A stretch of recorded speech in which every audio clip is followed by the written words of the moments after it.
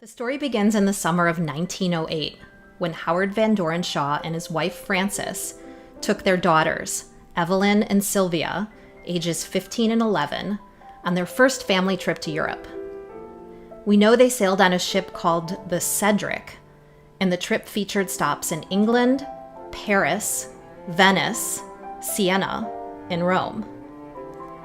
From the photos that survive, we see they traveled through Italy by motor car and spent some time in the countryside, visiting villas and gardens.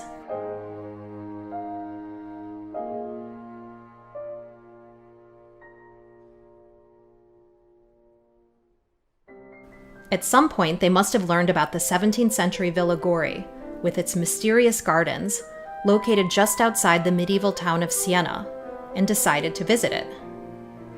The villa was known for its garden labyrinth and the outdoor theater, all connected by covered pathways created out of thickly woven trees. The concept of the garden and outdoor theater must have intrigued Howard, who was busy creating his own garden at Ragdale and interested in the idea of creating an open-air venue for his wife's plays. The interior of the house, seen here as filled with Renaissance and Baroque antiques, unfortunately no longer exists. The villa was mistakenly bombed in World War II by the Allied forces, who intended to destroy the nearby Sienese train station, which had been taken over by the German army.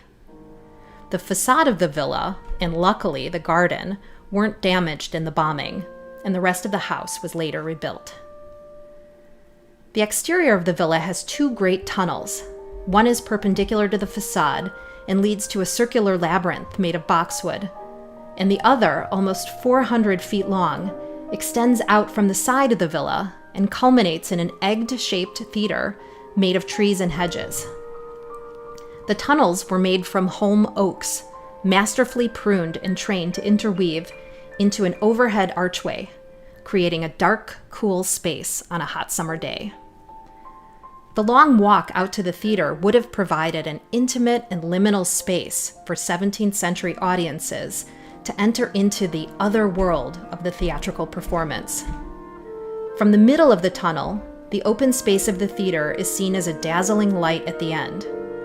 A little closer, and the pool of bright light comes into focus as the audience descends down a few steps onto a swirling arabesque pavement filled in with colored gravel. The stage is set on the elevated half of the ellipse and has 4 sets of wings made out of hedges. The whole theater is surrounded by holm oaks, and one large cypress tree provides a focal point at the top of the ellipse.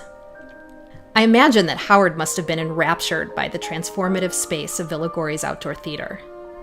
By creating his own version of this concept, he could unify his skills in architecture with his family's talents in acting, poetry, playwriting, and music. The theater would become a centerpiece for Ragdale, which was already becoming a sanctuary retreat for the family's creative friends. Once the Shaws returned home from Europe, Howard immediately began building the garden and theater, planting the trees and hedges into what would become the Ragdale Ring. 4 years later, in 1912, the Ring was finally ready for its first performance. Shaw intended to recreate Villa Gori's tunnel effect at Ragdale by having the audience start their journey to the ring at the columned entrance to the garden. The path is lined by arbor vitae trees, and once the attendees crossed the cow lane, the last 50 feet of their journey took them under a pleached allée made from hawthorns, providing the similar effect of coming out of a tunnel into a lighted space. Unfortunately, this part of the ring no longer exists, and we know from Frances's writings that Howard had a difficult time getting the trees to interweave. Like its Italian counterpart, the audience area is 3 feet below the stage level and surrounded by a retaining wall. The raised stage slopes gradually upwards with wings made of densely planted arbor vitae. But Shaw's ring is also very much its own creation. Possibly under the influence of landscape architect Jens Jensen, who was known for his council rings, Howard changed the oval shape into a large circle with a retaining wall 70 feet in diameter. He discarded the Baroque arabesque ground pattern and instead positioned the dramatic emphasis overhead with a sophisticated lighting system. Some 50 amber-colored Chinese lanterns, fitted with electric bulbs, typical of contemporary local fairgrounds, were strung on wires around the ring. The stage was lighted with floodlights, consisting of metal troughs containing 12 60-watt bulbs in combinations of red, white, blue or red, white, green, and were located behind the ornamental columns, behind the third row of wings, and in the shrubbery in the back of the stage. The 24-foot wide by 90-foot deep stage had 3 planes of light, each potentially imbued with different lighting combinations. All the lights were controlled by a dimmer, so any part of the scene could be changed gradually from darkness to light. Electric lighting had only just arrived at Ragdale 5 years earlier, so Shaw's lighting effects were a mesmerizing highlight of every performance. Even Frances jokingly recognized her husband's prowess, referring to him with a capital H, master of the sun, moon, and stars, by a turn of his wrist.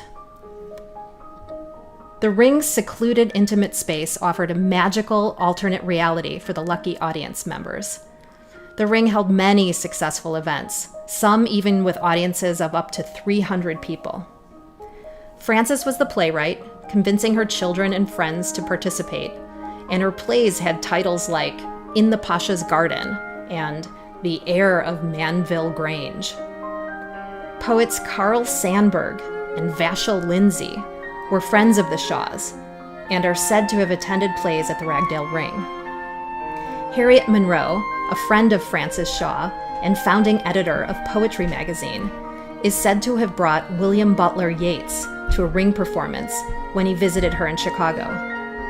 After Howard died in 1926, the Ring was seldom used, and in 1937, Shaw's daughter Evelyn and her husband John T. McCutcheon built a home on the site, partially destroying the ring.